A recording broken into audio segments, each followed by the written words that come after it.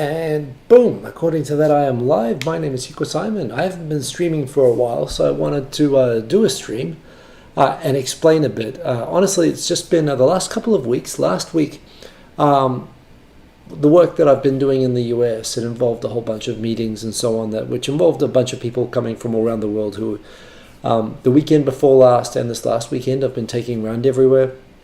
And it's just been a really, really full-on 2 weeks now where, work-wise as well, it's kind of come to a peak. I was just looking, I've only got like 2 more weekends, like in terms of Sunday nights when I normally stream, there's only 2 weeks left actually. I fly back to Japan on June 30th.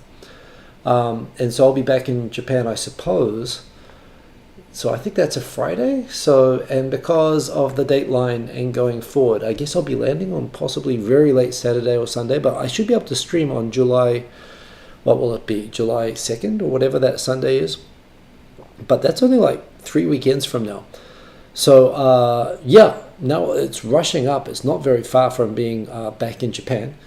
And in the time until then, well, what I'm trying to do is cram it as much as possible. And, although I know this is, right now it's 9:30 p.m. Pacific time. If I have my watch on, I know what time it is Japan time. I know it's sort of after midday at the moment, I think, in Japan. So it's probably a good time in Japan, actually. But, of course, I like to include East Coast and European folks who right now it's, quite late at night for them. So not a lot of viewers at the moment. But, it's just hard to get online at that 6:30, 7:30 window every night. I've just been too busy. And I think the one night on like Monday I thought I would stream yesterday, day before yesterday, and I was just so wiped out from being so busy lately. So I sort of collapsed to sleep that night. So anyway, I'm back. I'll be back on a more stable, normal schedule of the 10:30 Japan Standard Time 3 weeks from now, not far away. I'll try to do a couple more streams before I go, including I should really do a big Thoughts on America. It's been a really, really interesting, magical time, I would say, in America. I've had a wonderful time here for all sorts of reasons, not least of which it's the first time I've really had, selfishly some independence in a while. I've used the time, I've had an extremely full time here.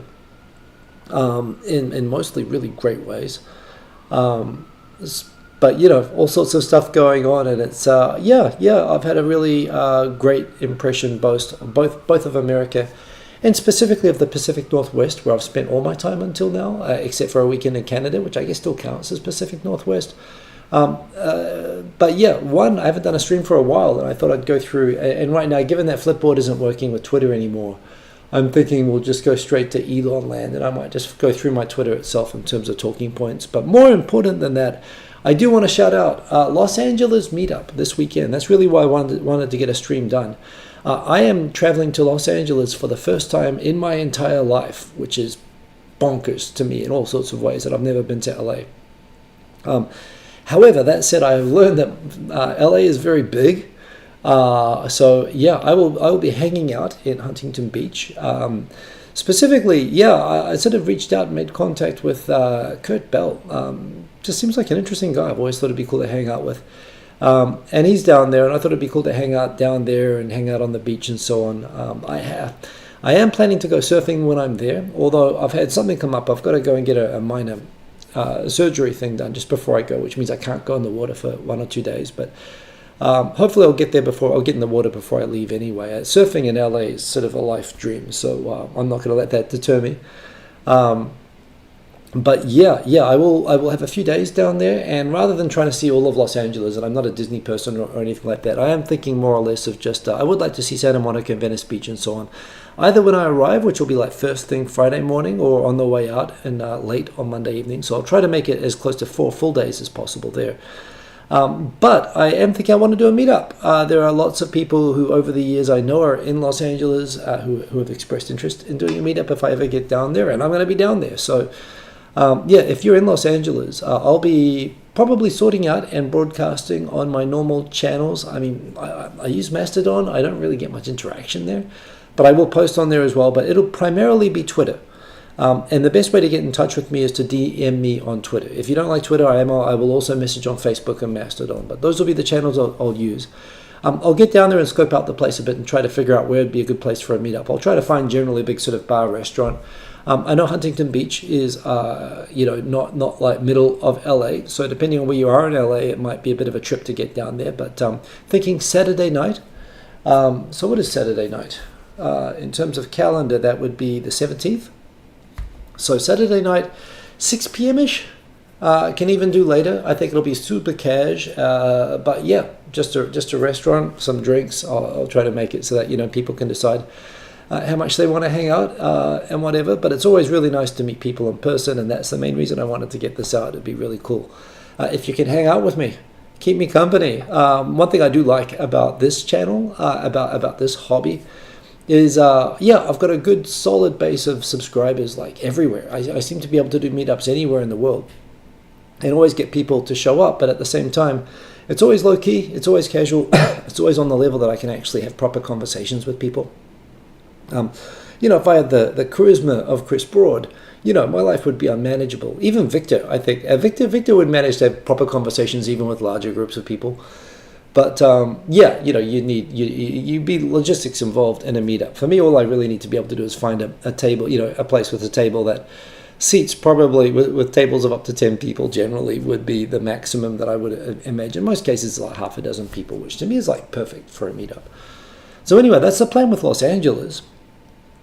But yeah, what have I been up to? I've just been so crazy. I'm literally, I haven't even updated my Twitter or my Instagram or anything lately. I am planning after this, if I stay awake, I'm kind of still just exhausted every day. I'm so busy at the moment. I'm going to update the old Instagram. I've been doing tons of hiking, running, kickboxing. I've been taking out cars I've always wanted to drive. In fact, a highlight. I'll post some videos. I took out a Corvette C8 2023 model on the weekend. I was actually surprised. It's not cheap. It's an $85,000 car, but the looks and performance of that thing are like, kind of what a couple of years ago is the equivalent of a $500,000 Italian, sports car. And it was a convertible. I got a little bit sunburned. I don't know if you can tell. I normally am careful about sunscreen, but I wasn't really thinking about it in a convertible or driving at strictly at the speed limit, of course, kind of on the highways. Had a great day out in that. Of course, the weather has been crazy. Finally having sun in Seattle. That's another thing that when I share my thoughts on America, Seattle is just great when there is sunny weather, but that is only for a very small part of the year. But I'm now starting to understand the psyche a bit here. Why everyone is so hyperactive outdoors here. It's because it's so precious. The time that you can go outside is so precious. And even I feel that, and that's a good thing. And it's making me consider as well. I think, over life in Japan, you accept being more constrained. I have an interesting and full enough life in Tokyo, having a relatively quiet life. Enough that I can still share a live stream with everybody once a week. But now that I'm here, it's like, well, why don't I go out, like join a running club, and why don't I go out on the weekends and stuff like that? And that would be a change of situation in Japan a lot to be able to do that. But at the same time, it's a good point in time to consider some of the compromises that I've had to make and been happy to make. But consider. I feel like if I go back to Japan and just resume life as it was, I wouldn't have taken any of the lessons and real fun that I've had here. And and I'd love to take you all on that journey as well when I do that. So it's been a great time. I'll talk about this more at the end. I may even, in fact, I think I'm almost certain to do a video. May or may not be a live stream, but I'll certainly do a video and take photos. It's kind of hard, by the way. I always think I'm going to take a video at a meetup. But honestly, when you're at a meetup, you want to actually talk to people, and it kind of distracts from that. It's and you tend to forget. It's something that I'd love to do. But I'll certainly, if I'm hanging out with Kurt, I'd love to do a video with him. So we'll see if I record something and put something up. I'm keen to do that. But honestly, I'm just looking forward to chilling out. And the thing with Los Angeles as well, I have to say why I'm so excited. And I guess this will go into the wrap up once I'm there. I've worked in American companies before, and I'm always I gravitate towards people from Los Angeles. They're kind of friendly and weird and, open. And I don't know, I just find LA people to be cool. Also, just all the random culture that comes out of LA, not least of which, of course, Hollywood and so on. But one of my favorite movies of all time, maybe it's kind of obscure now. I think it's like early 90s or late 80s. There's a Steve Martin movie called LA Story, which is just one of my favorite, I'm a big fan. I happen to be a big fan of Steve Martin movies. Again, showing my age a little bit. But from that as well, again, showing maybe now a dated view of LA, but I kind of like the humor with that and the takes in that. Thomas Morris, good to have you in the chat. It's Friday in Philadelphia right now. Congrats, yes, East Coast. You've already made it to Friday. Welcome to the weekend. Actually, the Canadian wildfires are no longer a problem. Oh, yeah, I heard about that. I heard that the pollution index in New York got worse than Delhi for a time.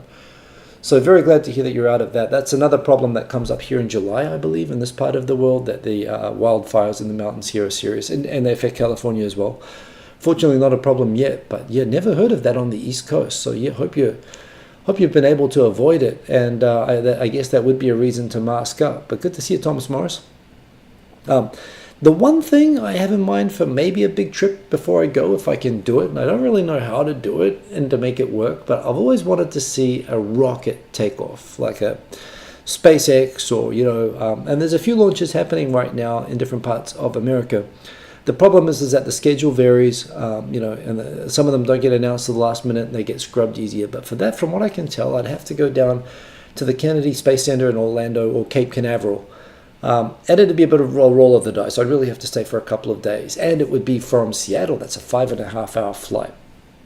So, and my time is actually super limited now. So if I can swing that, that might be something I'd go to the East Coast for. Other things I'm thinking about, I've heard about, Yosemite and the National Redwood Forest and stuff in California, which people are recommending, I think would be cool. Always wanted to go see Arizona, places like that. I'm not so actually drawn to places like Las Vegas or anything like that. That's another one that comes up. Always wanted to see the South, but again, I feel like that would have to be like a proper trip, like a driving trip, like for a week or something, which I don't have the time. If people have recommendations for me, I've got 2 weeks left in America. I am planning to take some time off. I am in Seattle. I've pretty much seen everything on the western half of Washington State and Oregon now. I am thinking about driving over the mountains to Yakima, possibly, not really as far as Spokane, but just people tell me that the eastern side of Washington is completely different. It's like sort of Utah kind of image over there, which would be super cool. So into that. But and Thomas Morris, it is what it is. I need sunscreen because if you can see skin, so can the sun. The photons will find it. And I obviously I'm comfortable with who I am, but yes, sunscreen is something that I mustn't forget, and that's something which happens. PB, next space launch on the 13th at Cape Canaveral. Yes, I know, and that's the weekend that I'm going to be in LA, so I can't see that one. So it's got to be. So it's only a 2-week window after that, and I've been looking up, and that would be awesome to go see Cape Canaveral, the one on the 18th, but. And I don't think there's a couple of Space Force launches at Vandenberg, but I don't think you can actually go up and watch those in California. So I sort of saw that and realized when I saw that schedule, PB, that I should have looked up the schedule sooner. That would have been awesome. But maybe I just come back to America. I'm sure I'm going to have other opportunities. I really hope so after this. It's been one of my goals to make it so that I can come back. So we'll see what happens with that. Anyway, so that's what's going on. Headline, Meetup this Saturday, 17th. Probably about 6 p.m. local time in Huntington Beach. Details to be announced on all the channels. But look out on Instagram. Well, not Instagram, actually. Twitter, Facebook, Mastodon. I will announce on those things. And if you're in the Los Angeles area or even San Diego, if you can make it, if you're in the Southern California area and you'd like to say hello, they're always super friendly. I'll try to pick a cool place to hang out. I'd love to hang out with you guys and chat, as I've done in Vancouver. I've done in done in Seattle. And I'll see if actually as well, there might be another reason to do some more meetups. Is there any place I could go to a meetup where there would be, multiple people that would be a cool place to visit that I could do before I leave America? Who knows? I'm not sort of thinking about this loosely at the moment because I've been so focused on work. I haven't actually made many plans other than this LA trip for the final stretch, but only a couple of weeks left in America. So anyway, into the topics, which I haven't organized. I've just got my Twitter open, as you can see. And I'll just go through quickly, comment on some of the things. It's been a couple of weeks, and there have been some interesting topics, but I have not been tweeting very much. So, I thought I'd share some of these and talk on what I found interesting and wrap it up quickly tonight. Since the main point was just to let people know I'll be in LA soon, and I'd love to hang out if you're down there. But catching up the news a little bit today because I've been out of touch for a while. Seeing that the My Number ID system bugs, IT problems are kind of turning into a debacle where the PM is ordering an inquiry. Some interesting perspectives on this. One, there's kind of this idea that the biggest rival to Kishida is Taro Kono, or Kono Taro as he likes to be called.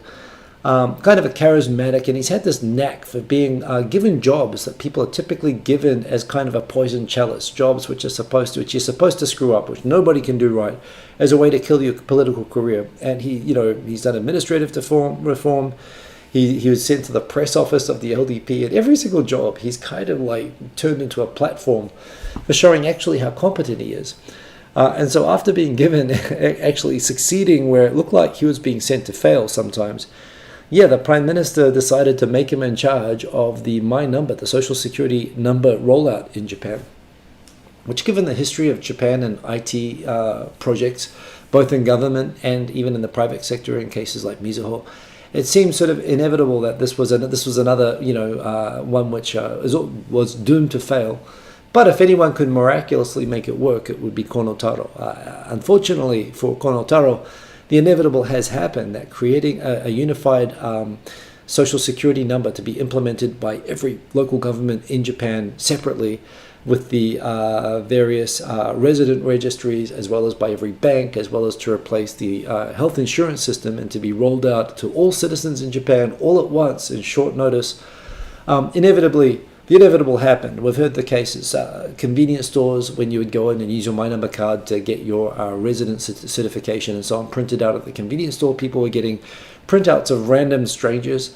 It turned out this was sometimes because the software itself was just going in getting the wrong data, and sometimes because the data was all logged incorrectly. When they went to go put my data in, they put Kono Taro's data in on My Number.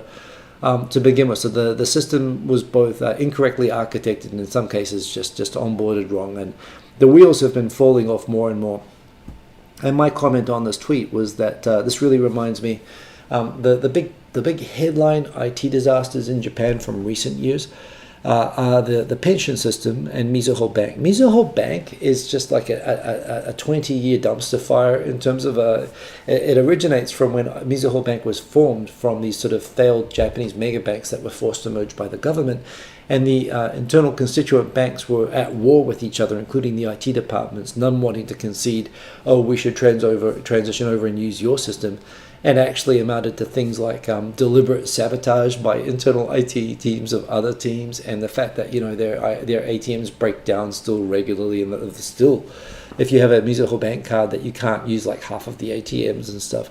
Going back to the sort of internal mix of IT mismanagement and deliberate sabotage by internal teams over years. That's a whole movie that really needs to be made, and isn't quite the situation with My Number. My Number is more analogous to the pension system disaster, which happened a few years ago, which again was the same thing, that they just discovered that they had lost 30% of the records that they had been misentered, and the system that was built to sort of take over from the old-fashioned system that the government had been using that was falling apart, just messed up multiple times. Other cases include the Patent Office, and there are other systems as well where famous just IT failures by government. And the reason that these things happen, I've talked about before, you might not be interested in, but it's something that I'm sort of close to, is that Japanese IT is run by a kind of oligopoly of a small number of very, very large IT companies who have a vested interest. Well, one that, at different levels, cooperate with the government to ensure that they get guaranteed locked-in contracts with the government, either by having systems that are so proprietary that only one company, like NTT or Fujitsu or Hitachi or NEC, knows how to maintain them in the first place. So even if it's been run by NEC, they can't give it to Hitachi because these systems are so custom and made by NEC that no one else can do it.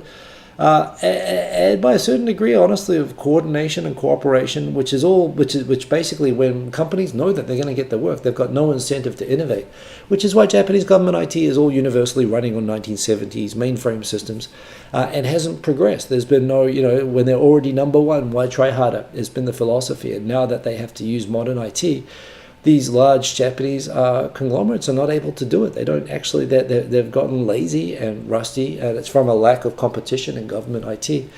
And, on the one hand, the My System rollout's a boon. It generates all of this IT work, which should be a great thing for all the IT companies. It's new business opportunities, but on the other hand, it shows up that when they've gotten fat and lazy and they don't really know how to do their jobs properly anymore, it's just all over the place. It's just exploding fireworks.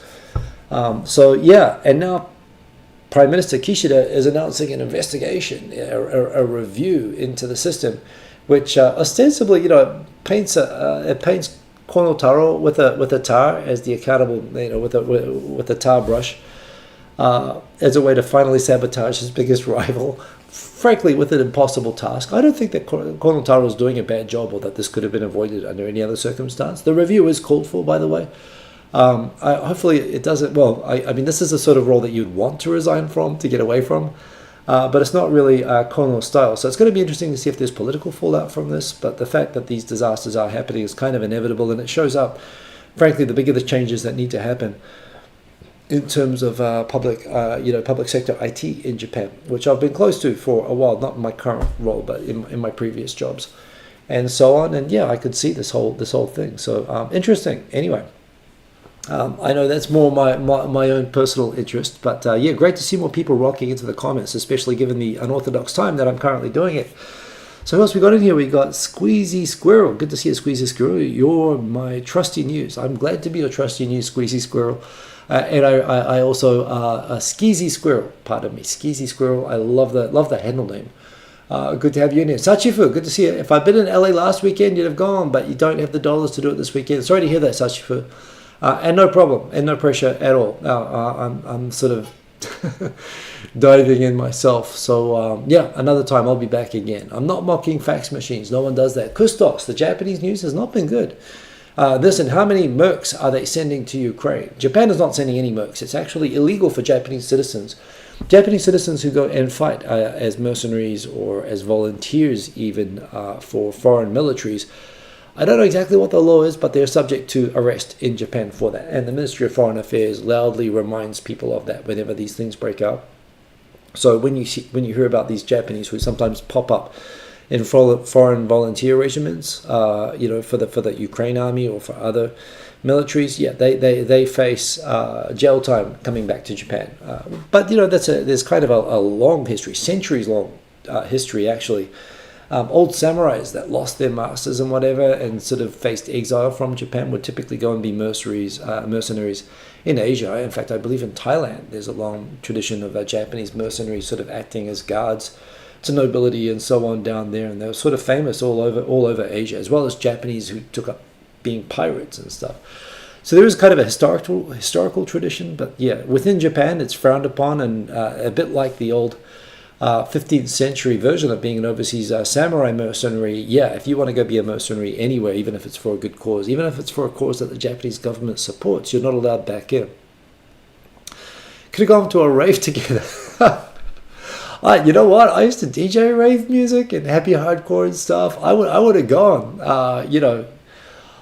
I admit I'd be a little bit self-conscious about now being much older than the other people there, but you know what? This is my impression. Tell me if I'm wrong. My impression of LA and LA people that I've met is that unlike other parts of the world, including New Zealand or whatever, where I might feel self-conscious about how I look going to a place like that, I get a feeling that in LA no one would give a shit, and that's what draws me to LA. That's the appeal of LA, is that everyone can just do themselves. And Hell yeah, indeed. I would have done that. That would have been awesome. Damn, yeah. So I'm not going to be raving this weekend. But I would be up for it, seriously, if it was a thing. So, next time. I'm going to be back. It's so crazy to me. I'm not even going to say how old I am now. But I'm, now in the second half of my 40s. Yeah, I might as well. That's pretty much just saying it. And I haven't been to LA. It's just so insane to me. And New York. I've only been to New York for 24 hours. It's nuts. So anyway, looking forward to that. Kyoto News pointing out that now Japan needs to have foreign workers, and it's loosening up visas. It faces headwinds, including the fact that Places like Taiwan and Korea now offer better wages. They have higher average wages than Japan does. And they don't have the tarnished legacy of abuse of like low skill laborers by its apprenticeship scheme. So, Sachifu, you have no idea. I've been sorry, I'm losing my mind a little bit. This is Dead Mouse's label. You had a nice lineup at Silent Nightclub. I've been actually I'm also kicking myself because I didn't realize I should have been looking up Dead Mouse concerts. I would have traveled in America for a Dead Mouse concert. And I didn't realize until too late that, that was a possibility. And I was actually, just this last week, a bit like space launches, I've been looking up Dead Mouse concert. Okay, it wasn't Dead Mouse, but it was Dead Mouse's label. Damn it. Anyway, sorry. No, wow, we're on the same page there. Anyway, David Guzman asked a question. What's my opinion on the recent immigration law that just passed? From what I understand, it doesn't actually do a lot. It clarifies some of the authority regarding, asylum seekers, refugees, but it doesn't do anything to actually remedy the problems of Japan's violation of its international obligations by rejecting too many valid refugee cases. It simply clarifies who has the authority to reject those cases. So in that regard, I don't think much of it. In terms of the other aspects, I know that generally speaking, I think Japan overall has actually done a softly spoken deliberately. If Japan made too loud of a noise about liberalizing immigration, it would draw political attention, then it would become controversial, and then the government wouldn't be able to do the policies that it needs to do, the policies it needs to do to save itself from the demographic disaster happening is they need to, as discreetly as possible, dramatically increase the number of workers in Japan. And, baby is not happening through babies, so it has to happen through foreigners. And in spite of Japan's reputation as being a closed-off, homogeneic society or whatever, the Ministry of Justice is quietly, dramatically increasing the number of foreign, not just tourists, but workers and residents in Japan. Those numbers are going up a lot. And it's kind of happening by stealth, and I think that's a good thing. There's very few cases I can think of where dramatic immigration has ever attracted positive public feedback from voters. So I think Japan overall is doing it the right way. I don't know how that ties in, how general immigration policy ties into the new law and how it's going to make it easier or harder to increase workers, although the overall trend is in that direction. But the focus on a lot of the discussion around the treatment of asylum seekers has been shameful. And from what I understand, the law doesn't really do anything to address the problems. It just offers better transparency. So, Sachifu, I heard that, and I'm gone in July, and I heard that he's in Washington this weekend when I am going to be in Los Angeles. So I miss a rocket launch, and I miss Dead Mouse because I'm going to be in LA. But that's cool because LA is the only thing I've actually been planning for months. So. Yes, you're reminding me now that I heard that, and I would be there this weekend if I wasn't in LA. But I'm excited to be in LA. I've waited my whole life to go there, and I'm not going to delay it now. But I should have planned this better. So, such is life. Anyway, other tweets I found interesting. Really interesting. One thing I've learned about being in Seattle, is about vitamin D. Which you get mostly from sunshine. Your body generates vitamin D if you get hit by photons. However, you can also get it from certain foods like fish, for example, mushrooms, I believe, as well. And given that Japanese diet traditionally is high in fish and mushrooms, and Japan has lots of sunshine, it's kind of weird in a way to find that 98% of people in Tokyo health checkups are found to be deficient in vitamin D. But of course, as it turns out, most people in Tokyo, dietary habits are changing. People are not eating as much fish anymore. And people spend all their days indoors. They spend it on trains. They spend it in their apartments. They spend it at work. People don't spend all that time out in the sun, even if there's sun. So when you think of it in that context, it's not surprising that people are deficient in vitamin D. That said, I definitely felt when I went through 3 months of pretty much darkness here. February through April in Seattle, at about March, after about a month of not a single day of sunshine, not even for a moment. I mean, it's literally you feel like throwing your clothes off and running outside if there's any sunshine at all. So I started for the first time in my life taking vitamin D tablets actually. So That was a thing, and I've been very deliberately eating salmon. The salmon, of course, being awesome in this part of the world, but I've been deliberately increasing my sun. As you can see, sunburn. So I've been getting vitamin D the normal ways now that there is sunshine. But before that, yeah, I was eating fish and so on. I think in Tokyo, because I made a point of running, and I found I felt great after running, and I think this is probably part of it. But yeah, it's not surprising, and I guess it's something to remember when you're going to Japan and going to Tokyo, especially if you're going to be working or whatever. That remember, you don't have to take supplements. In fact, I'm not a believer in supplements at all. I think you should try to get natural stuff you can get from food or from sunshine. You should try to get from sunshine and food. But yeah, I've certainly developed a heightened awareness of vitamin D, so something to be careful of. Oh yeah, this weekend, the rainy season has been declared as started, which is Japan's own Seattle season, I suppose. 3 or 4 weeks of non-stop, pretty much, not really non-stop, but pretty much continuous rain and no sunshine. And the pattern, this happened, I've been in Japan 25 years, and it happens the same every year. First of all, it's warm, but it's warm, but it's rainy, and you think, this doesn't matter so much. But after 2 or 3 weeks, the darkness sort of gets to you, and you sort of think, yeah, I just want it to be sunny. When is this rain going to end? Oh, this is just miserable. I'm always wet. It's always raining. When will it end? And then it ends, and within like a day, you're thinking, come back rain, all is forgiven. Because it switches from kind of high 20 degrees Celsius range and, heavy rain, by the way. One thing about, again, the rain is different in Tokyo. You need an umbrella. The rain gets intense there. But yeah, when it turns to being hot and sunny, it just switches to being totally unbearable for like 2.5 months. And very quickly you start to realize, I prefer to at least when it's full on heat in summer in most parts of Japan, particularly Kyoto, Osaka, Tokyo, you just can't do anything outside. Even walking 100 yards from the train station to a building, air conditioning to air conditioning, you get covered in sweat, you start to smell. It's just unbearable, but you can hardly breathe being outside. Whereas in the rain, again, not fun, but you can sort of get around it. At least you're not sweating. You've got other problems. You're saturated, but I don't know. So yes, my take on the rainy season is the only thing worse than rainy season starting is rainy season ending. Sometimes I think of clever things to say, but nobody really notices. Another story I just picked up today I thought was interesting. The government set a target of raising the female executive ratio in listed firms and publicly listed firms in Japan to 30% by 2030. So that's a very short-term goal. And it's a goal of publicly listed companies. So it's not the government itself. I mean, I do think the government should set an example. And, why don't they set a vice minister female ratio of 30% by 2030? That's something the government can directly control, and they don't want to do it.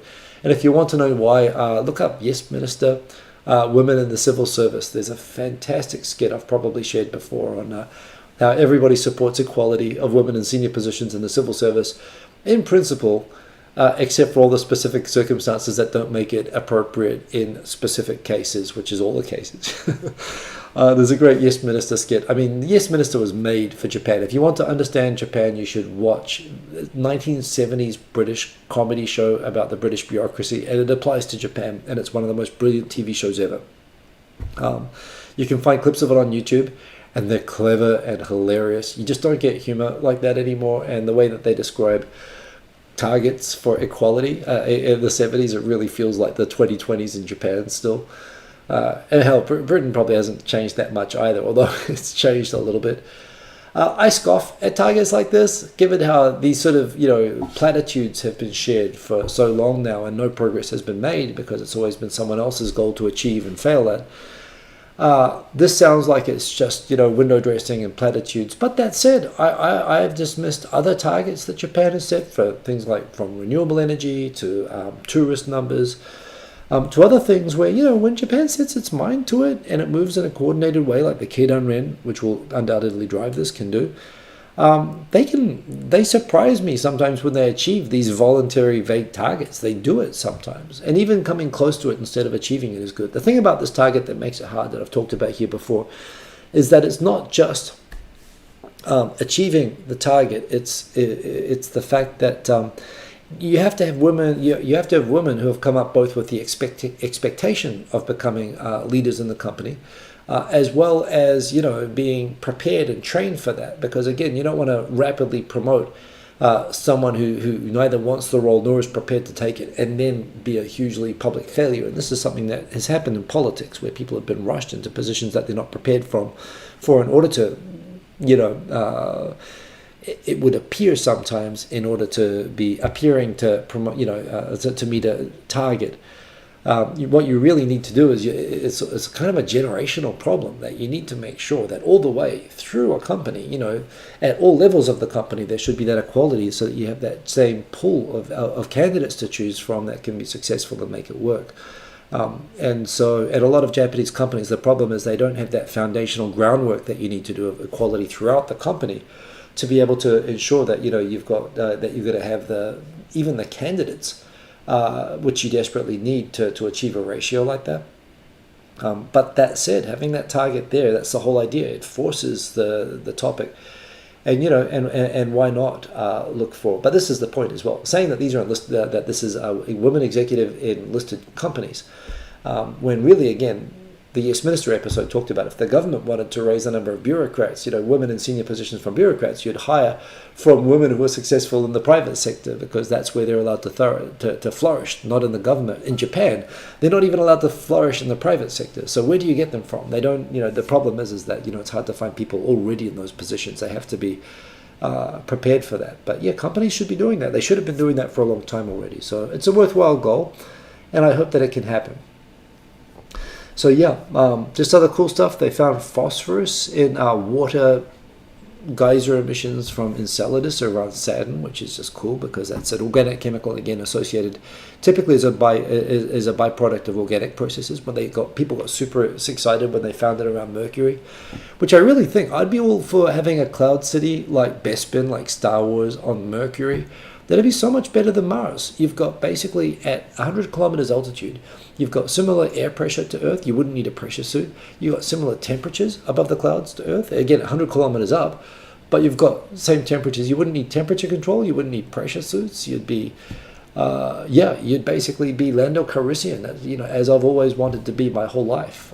So I'd be all up for Venus. And they found phosphorus in the atmosphere of Venus, which indicated that there might even be life in the atmosphere of Venus. It turned out they kind of mismeasured, but the fact that they found this stuff way out in Saturn and stuff, to me, is just really, really cool. And yeah, we've got to get out there. So that's super cool. Quick look at the comments. Theodore Sharp, what's up? Long time no see you indeed. Good to see you. 98% of Tokyo are vampires. That's a strong possibility. Whoa, I see that. I've missed a bunch of comments, so I'm going to go back up. So the recent immigration law, I'm not well informed on it, but I gave my thoughts on that. Thomas Morris, the YouTuber who taught me the saying "Taihen moshiwake gozaimasen" is what I thought Japanese CEO at press conferences say when their company screws up. That's what they say. "Taihen moshiwake go."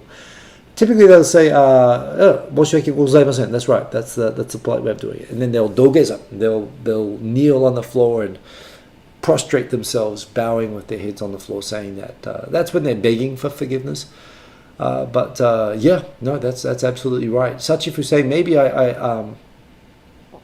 Reno, Nevada would be awesome in July, but I'm not there. And you're right, I probably did dodge a bullet in the gorge in Washington, which I know is a long way away, but yeah, I would have done it. I would have done it if I was here, but I have plans, so that is what it is. It's not meant to be on this particular trip. I should have thought about it first.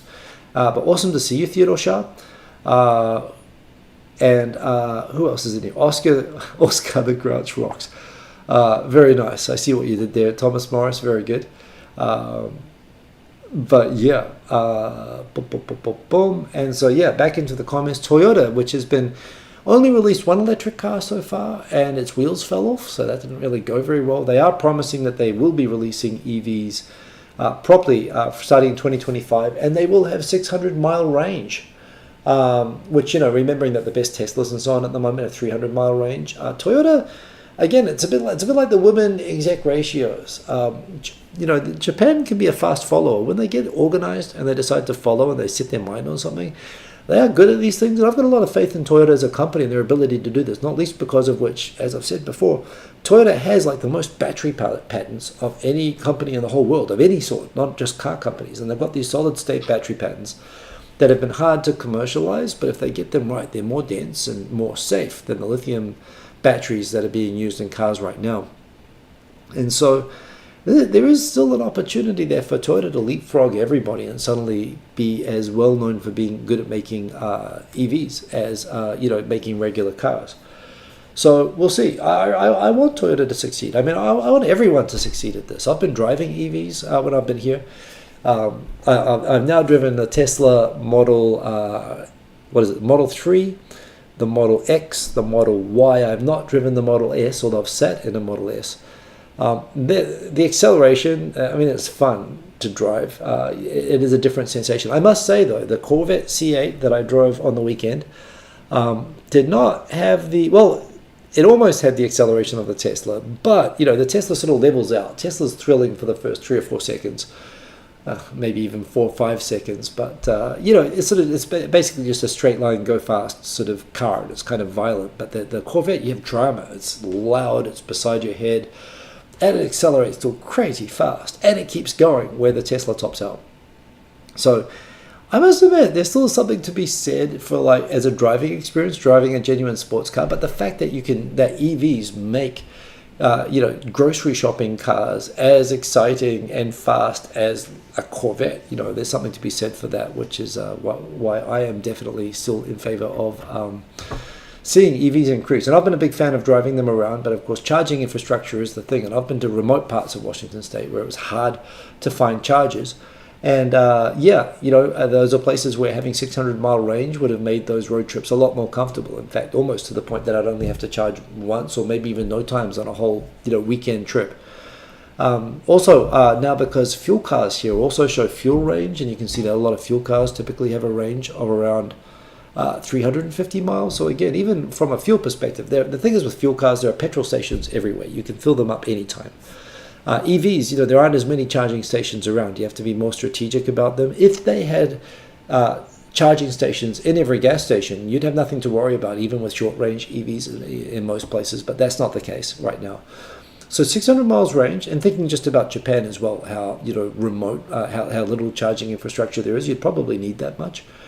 But I think that would actually be useful. I don't think there's any argument that 300 is all that people need, unless the charging infrastructure improves dramatically. And thinking that most of the world doesn't have the charging infrastructure that the US has. So if they want cars that will sell globally, not just in the US, I think you need that sort of a range. So I hope Toyota, I hope that's not a 30% women exec ratio platitude target, or I hope that both of these targets are real and they happen. It would be awesome. Lots of things going on there. I love this map from Gaijin Mami. You get these maps occasionally of Tokyo, and I must admit, I saw this and thought, geez, another one. And what do these things mean? And the more I looked at it and the more I thought about it, the more I was like, yeah, this is actually quite clever. So, expat package playland, that's the district where the international schools are and all the rich foreigners live, so that is true. Beside it, old money, the downtown area, Ginza Tokyo Station, the center of Edo. Underrated ward, I used to live there, Nishikasai, absolutely. Or in fact, I lived in Parks and Recreation, which had parks. That's where Disneyland is. Or Disneyland's on the other side, but I was in Nishikasai. But underrated ward, I would agree with that. Edo nostalgia, definitely the old, sort of where the sumo kokugikan is, definitely true. Still in Showa being the period from oh, geez, the camera just changed color. I have no idea what's happening with this. I think I just kicked the cable. I'm not going to play with the technicals because I know what happens when I do that. The white balance it's coming back. Jeez, what's happening? I don't know. Anyway, still in Showa, absolutely true. The pond bag, that's Ikebukuro. Otaku on the other side. Good schools. Good schools. Shinjuku, too many people. This is actually spot on. The Shimokitazawa area labeled as quite nearly as hip as it thinks it is absolutely, it is the trendy area. This is a good map. Sell your soul to the bank and build your dream home. All my friends who have built homes in Tokyo, people I know from work, built their homes in that area. Plane spotting by Haneda Airport down the bottom there. Salaryman by the Bay. I work in Salaryman by the Bay, and it is definitely a Salaryman by the Bay neighborhood. This is a good map. I mean, Gaiji Mummy, if you're on Twitter, Gaiji Mummy is very much worth following. She puts up entertaining posts. Now I'm going back to a normal color. Well, that's good. So that was a good thing. The final thing I wanted to share, just because it was so hilarious, and it was a while ago now, but oh God, oh, this was hilarious. Okay, two more things I have to share. Someone in Parliament was reading out. She was asking she was an opposition politician who was asking the government about allocation of certain allowances to bureaucrats. And the word for allowance is teate. But when you put two kanji together, if you're learning Japanese, there's two ways to read. Every kanji has multiple readings. It's the pain about learning Japanese. If the kanji stands on its own, you read it the Japanese way. In this case, te and ateru. Whereas if you were to read it by an onyomi, the Chinese read, if you combine kanji, you typically read it like it's a Chinese word using the Chinese readings, or how Japanese considers Chinese readings to be, which in the case of te would be shu, and in the case of ateru, like to apply, would be to. And so she read this kanji for allowance, which is a super common term. Like I get a commuting allowance from work. It's an everyday word. It's got two kanji. And I said you read it as te ate, which is Japanese. It's unusual, but she read it like it was a Chinese word, like a combination word. But she read te as te. She didn't read it as shu. And she said, she kept saying to the Prime Minister, how do you explain the teto of these people? When it's the allowance, it's the te ate of these people. And the Prime Minister was confused, and someone had to say it. He had to respond 3 times, te ate. And she's like, why aren't you answering the question? Japanese is hard, is the lesson. But seeing somebody making a mistake, this is literally a grade 1 or grade 2 elementary school kanji. This isn't a sophisticated word. Allowances, like they give children's allowance, they pay maternity allowances, they pay commuting allowances. And she's roasting the Prime Minister, literally unable to, say a normal word. So that was kind of funny. But that's not what I'm talking about. What I wanted to talk about was this. Good news, everybody. If you drive in Japan and you are sick of paying highway tolls, the whole idea of highway tolls in Japan, when they built all of these highway tolls were to apply until they paid off the costs of the highways.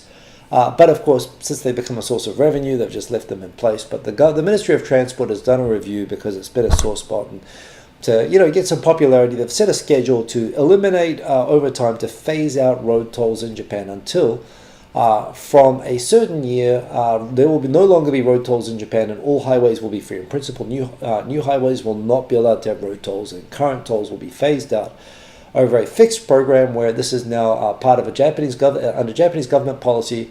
Japan will become free of highway tolls in the year 2115. So good news, everybody. Mark it in your calendar. In the year 2115, Japan will start having completely free highways. Otherwise referred to as typically in government laws, they refer to it by the imperial calendar. Of course, the awkward problem being here that in this case, this is so far in the future that there is zero possibility of the emperor actually being alive. So saying that this will happen in the 97th year of the current emperor, the emperor would have to be like 160 years old. So they're using the Western calendar to announce a policy, which I like because I hate doing the conversion of the years. But yes, if you are living in Japan and you like to drive on highways for free, I mean, hell, the cars are all going to be flying by then anyway. But if you want to drive and not pay to use the highway by then, mark it in your calendars, years 2115. I mean, the concrete's probably just going to completely degrade by then anyway, right? Maybe they'll charge for self-driving cars or flying cars. They'll figure out some other way to do it. But I don't know. I mean, it's pretty bold that any government. I mean, hell, not even Vladimir Putin, I think, is actually making plans for 2115. even very entrenched governments. I very much doubt that the PRC is legislating for 2115. But Japanese democracy, there's stability is a feature, not a bug. So there you go. So anyway, that's really all the topics I wanted to cover tonight. It is great to to see everybody in here. Thank you for joining me, especially on an unusual time and an unusual night. I'll repeat, I'll be in LA this weekend, Friday through Monday, 4 days. Planning on Saturday, the 17th, to do some sort of a meetup. It'll be at Huntington Beach. I will share details on Twitter, Facebook, and Mastodon, so please look out to those things. And yeah, be cool if we can hang out. I'm very much looking forward to spending any time in Los Angeles. I know it's an enormous city. I'm not going to go all over the city. It's too big, and I just want to have a chill weekend. I've had a busy time lately. Also, apologies for not being regular on my streams. The weekends have been too busy. Including this weekend, I'm going to be out of town. So I guess look forward to next week, which will be my final, the not this weekend, but the weekend after. That'll be like my final Sunday in Japan. So I guess I'll have to make that the big wrap-up. Life in a learnings for greater glory of Kazakhstan about America episode. I'll have to do that. I'll have to do my Borat summary episode. And all I can say is that I liked it here, and I'd like to come back again. I don't know, I can declare that I now understand America at all, but and in some ways, I suppose America has always felt from the beginning very familiar and comfortable. I deliberately approached it not being that way. I think I'll try to mitigate culture shock, but I think that is ultimately what the magic of America is. Maybe this will be part of a theory I'll flesh out in that video, but the fact that people come here from anywhere in the world, and it's normal, particularly in cities here anyway, that you meet people from all over the world. And America's just got a system here where everyone is just, you expect to meet people from all over the world, and everybody in the world can come here and sort of slot in, even in places like here, which have their own thing going on with not necessarily being the sort of open or whatever. Even then, the city is like half full of people from other places, and that makes it easy to be from another place, as opposed in Japan.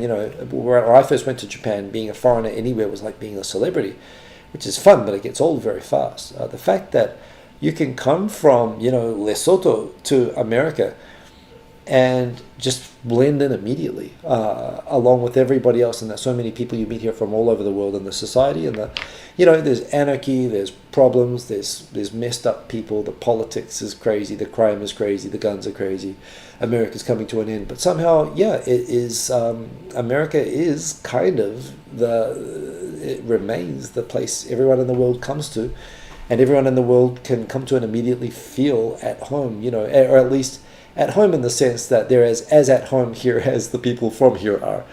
With all the problems and everything else, it's not necessarily easy to be here.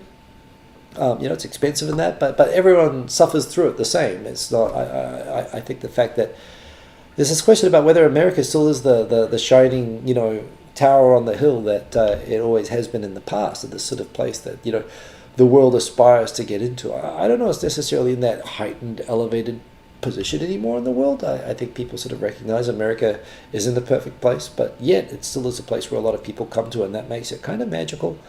And people come to it just because, for all of its flaws, and there are many.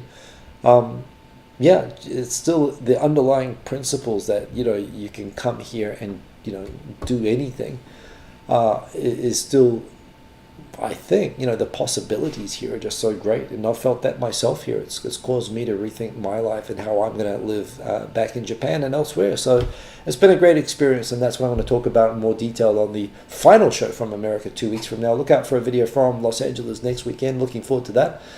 And I must admit, as Sachifu was saying, coming to terms with my time in the US ending, it's really rushing up on me actually.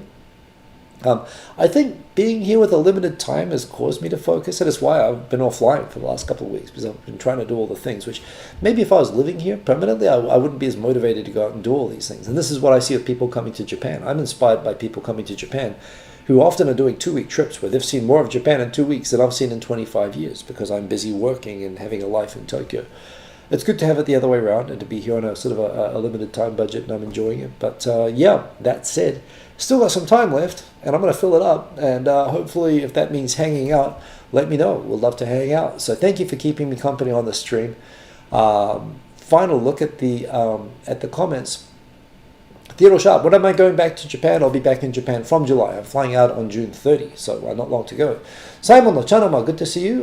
Possibly, do not have to go to work. Greetings, good to see you indeed. How many more comments did I miss? Not many up there, so that's good. Sakari, nani? Kiwi ben de, zutto Kiwi ben de. I've always been speaking, well, it's not really proper Kiwi accent, actually. I mean, my Kiwi accent's gone to hell. It's not an American accent, but again, another thing about America is I don't really feel like I have to change my accent. So that's kind of cool. Yeah, Thomas Morris, all you know is the LDP is being in charge for the last 6 years except for 2 years, and it's done wonders for Japan. Yeah, well, Japan is Japan, and the LDP is the LDP. I don't know, I credit all things. I'm quite happy to give the LDP credit for when it does good things, but we'll see how we go with that. You still like in Orta? Yeah, Orta's pretty cool. Theodore Sharp, don't worry. I don't get it either. You were born and raised there. Indeed, that's how America is. Thomas Morris again. Mo karimaka oretachi yatta Kansai ben saiko ya de John. John is not Kansai ben, but yeah, I think you got it there, Thomas Morris. And Sachifi, think I've got rose-colored glasses towards the US. By the way, the best thing you can do to have a rose-colored view of the US is I have tried anyway. I have not watched television. I have not watched American news. I've seen SXE. I've seen Philip DeFranco.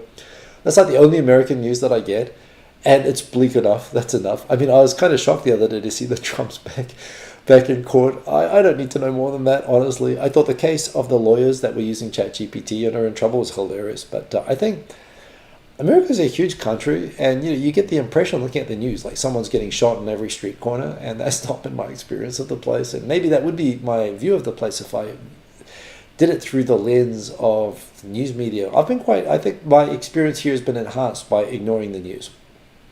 I will go back to Japan, which is much nicer news, and get back into the news, but we'll see. Anyway, I am going to drop now, and I will be back soon.